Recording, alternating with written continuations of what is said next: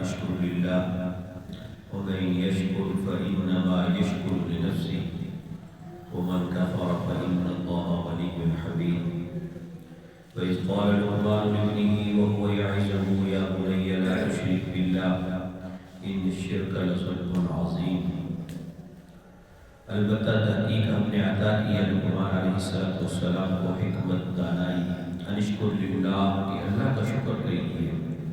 ومن یشکر وہ جو شکر کرے گا فإنما یشکر لنفسہ اس کا اپنا ہی بھلا ہے اپنا ہی فائدہ ہے. ومن کفر فإن اللہ غنی حمید جو نہ شکری کرے گا وہ سن لے اللہ بے پرواہ ہے صفتوں والا ہے. اور جب کہا لقمان نے ابنی اپنے بیٹے سے وہ یعظہ کہ وہ ان کو نصیحت کر رہے تھے یا بنی اے میرے بیٹا لا تشرک باللہ اللہ کے ساتھ کسی کو شریک نہیں ٹھہرانا. ان الشرک لظلم عظیم اس لیے کہ شرک بہت بڑا ظلم عظیم ہے. صدق اللہ العظیم. میرے محترم دوستو بزرگو یہ سورۃ لقمان یہ اس کی آیات بینات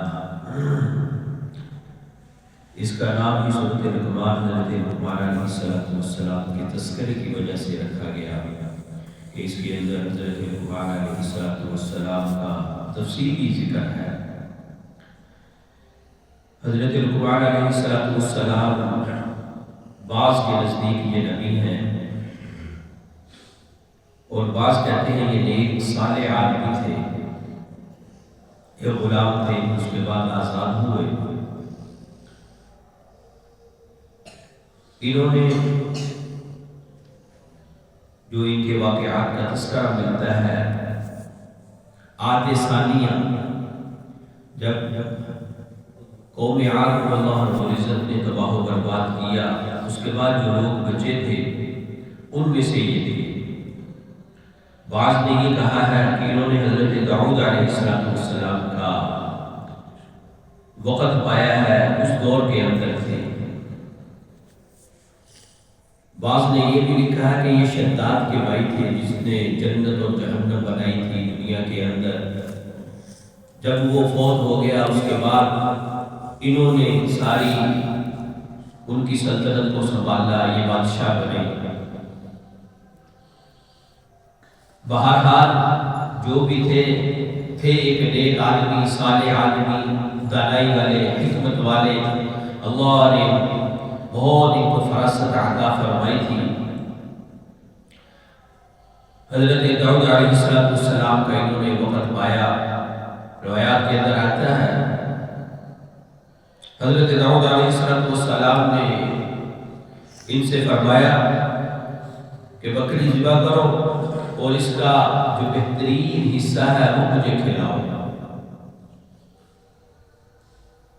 تو حضرت لقمان علیہ السلام نے بکری کو ذبح کیا اور اس کی زبان اور اس کا دل پکا کر حضرت داؤد علیہ السلام کو پیش کیا. پھر انہوں نے کہا کہ بکری ذبح کرو جو اس بکری کا بدترین حصہ ہے وہ مجھے کھلاؤ. پھر حضرت لقمان علیہ السلام نے بکری کو ذبح کیا. پھر یہ دل اور زبان اس کو ذبح کر کے پکا کر حضرت داؤد علیہ السلام کو پیش کیا. تو داؤد علیہ السلام نے فرمایا کہ آپ نے پہلے بھی جب میں نے کہا بہترین حصہ اس بکری کا گوشت کا وہ مجھے کھلاؤ اس وقت بھی آپ نے زبان اور دل پیش کیا. جب میں نے کہا بہترین گوشت کا حصہ کھلاؤ اس وقت بھی آپ نے یہ دو ہی چیزیں پیش کی. تو حضرت لقمان علیہ السلام دانا آدمی تھے حکمت والے تھے. انہوں نے کہا کہ یہ دو چیزیں ایسی ہیں کہ اگر انسان ان دونوں کو سنبھال لے تو اس کا نام بھی روشن ہوتا ہے اس کی اعمال بھی درست ہوتے ہیں. پہلی چیز زبان ہے. زبان ہی کے ذریعے انسان انتشار کا سبب بنتا ہے اختلافات کا سبب بنتا ہے. آپس میں لڑائیاں جھگڑے اس زبان کی وجہ سے ہوتے ہیں. اگر انسان زبان کو سنبھال لے میرے محبوب صلی اللہ علیہ وسلم نے بھی فرمایا اس زبان کو پکڑ کر کہ اس زبان کو کنٹرول میں رکھو. اگر تم اس زبان کو کنٹرول کے اندر رکھو گے بہت سے فسادات سے بچ جاؤ گے. آج میرے محترم دوستوں بزرگوں، جتنے بھی نظام جو خراب ہے، جتنے بھی لڑائی جھگڑے جو ہیں، یہ زبان کی وجہ سے ہے. زبان کے زخم اتنے گہرے ہوتے ہیں، اتنے سخت ہوتے ہیں کہ میرے محترم دوستوں بزرگوں کہ یہ کبھی بھی مرہم نہیں پڑتے، یہ کبھی بھی ختم نہیں ہوتے. حضرت علی رضی اللہ تعالی عنہ کا قول ہے نا، جراحت السلام لها الطیاب ولا یلتام ما جرح اللسان. وہ فرماتے ہیں کہ تلوار کا زخم ٹھیک ہو جاتا ہے لیکن زبان کا زخم ٹھیک نہیں ہوتا. ہاں محترم دوستوں بزرگوں، یہ زبان کی تیزی ہے، گھر گھر کے اندر فساد، ہر جگہ لڑائیاں جھگڑے زبان کی وجہ سے. میرے محبوب صلی اللہ علیہ وسلم نے فرمایا، دو چیزوں کی ضمانت تم مجھے دے دو، میں تمہیں جنت کی ضمانت دیتا ہوں، ایک زبان کی اور ایک شرمگاہ کی. ان دو کی تم ضمانت دیکھو، ان کو حفاظت میں رکھو، ان کو صحیح جگہ استعمال کرو جہاں اس کا حق ہے، تو پھر کیا ہوگا؟ میں تمہیں جنت کی ضمانت دوں گا. آج دوستو یہ فساد انہی چیزوں کی ہے، آج لڑائی جھگڑے ہیں انہی چیزوں کی ہیں.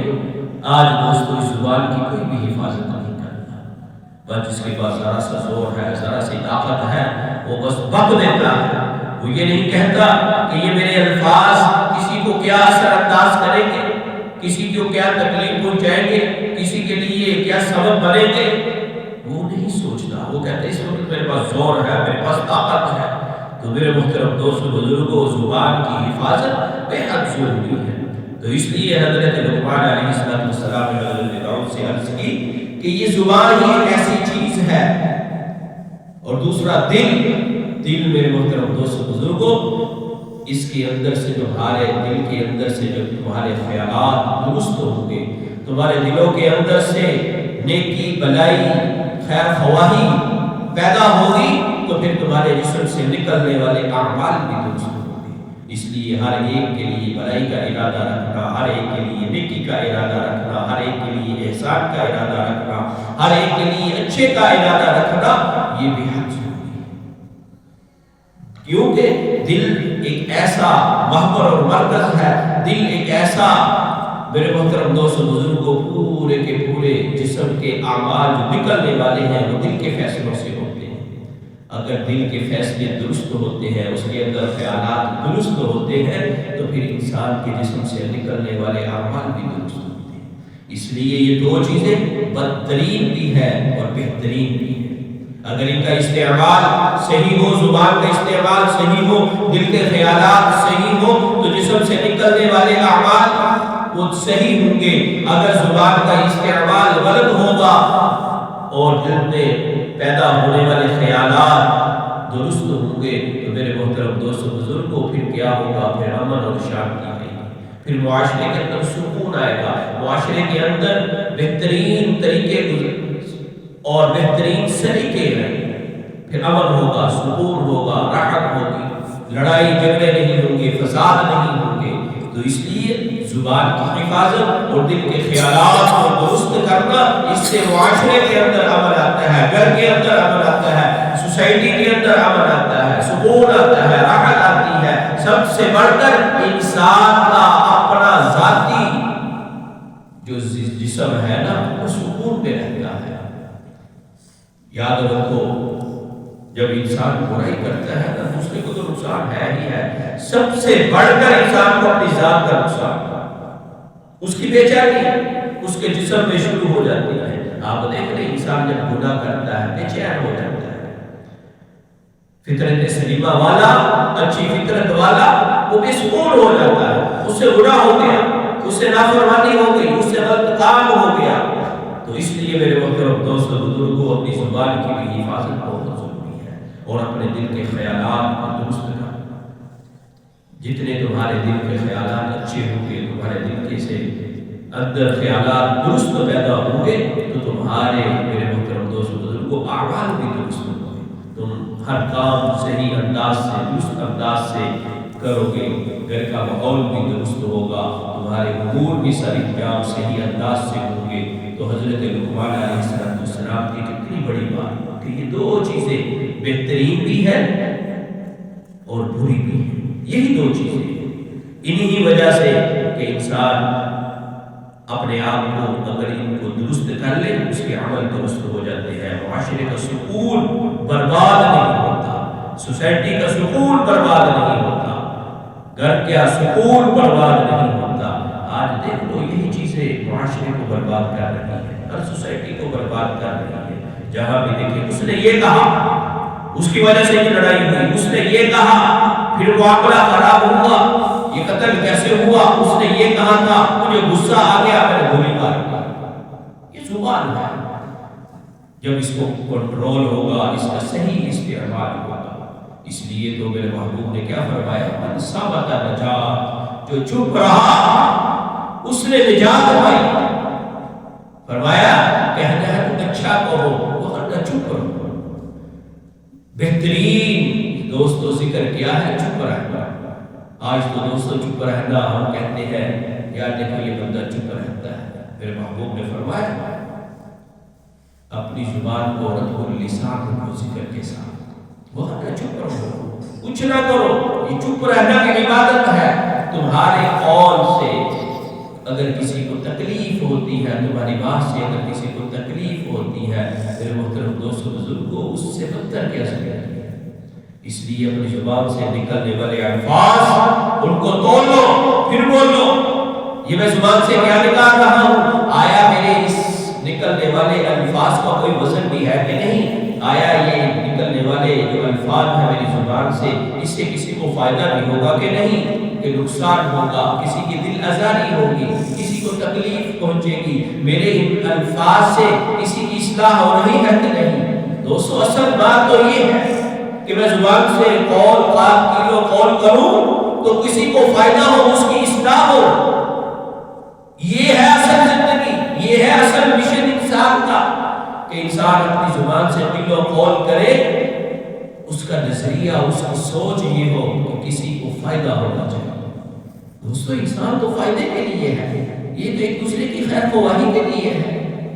ایسے ہی نہیں فرمایا کہ کنتم خیر امۃ اخرجت للناس، بہترین امت کیوں کہا، بہترین امت کیوں کہا؟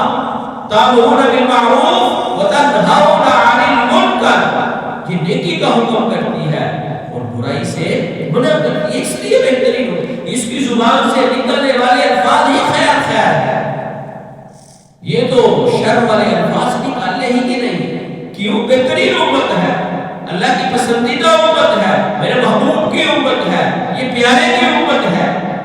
یہ تو تصور بھی نہیں کہ یہ اپنی زبان سے نکلنے والے اس کے الفاظ کسی کے دل کو چیر دیں، کسی کے گھر کے ماحول کو برباد کر دیں، کسی کے زندگی میں بے سکونی پیدا کر دیں۔ یہ تو ایسے الفاظ نکالنے ہی نہیں۔ تو میرے محترم دوستو بزرگوں، حضرت لقمان علیہ السلام کی کتنی پیاری نصیحت، چھوٹی سی بات میں انہوں نے زندگی کے سارے مسائل حل کر دیے۔ آج میں اور آپ ذرا غور کریں، آیا میں اس زبان کی حفاظت کر رہا ہوں؟ کتنی میری یہ زبان میرے کنٹرول میں ہے؟ تو اس لیے دوستو ذرا سے مزے کے لیے، ذرا سا اگر اللہ نے تمہیں طاقت توانائی تمہیں روب دبدبا دیا ہے، یہ دائم بھی نہیں ہے، آخر بڑھاپا آئے گا، آخر یہ روب ختم ہو جائے گا، آخر یہ طاقت ختم ہو جائے گی، آخر یہ تمہارے پاس جو ایک تمہارے کسی عمل کی وجہ سے تمہارے پاس یہ جو روب ہے، دبدبا ہے، وہ ختم ہو جائے گا۔ یہ فانی چیزیں ہوتی ہیں، لیکن تمہارے نکلنے والے الفاظ کے اثرات یہ دائمی ہیں۔ یہ کیا ہے؟ دائمی ہے، یہ اثر انداز ہوں گے اور یہ ختم نہیں ہوں گے۔ یہ مرنے دم تک جس کو تم نے جو الفاظ کہے ہیں نا، اس کے اثرات مرتب ہوں گے۔ اگر اچھے قول، اچھی بات کہی ہے، اس کے بھی فائدے ثمرات تمہیں ملتے رہیں گے۔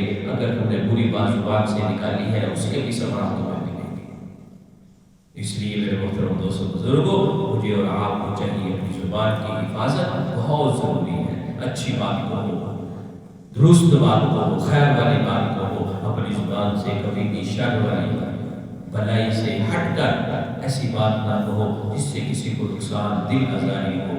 اس سے آگے انشاءاللہ کل چلیں گے. اللہ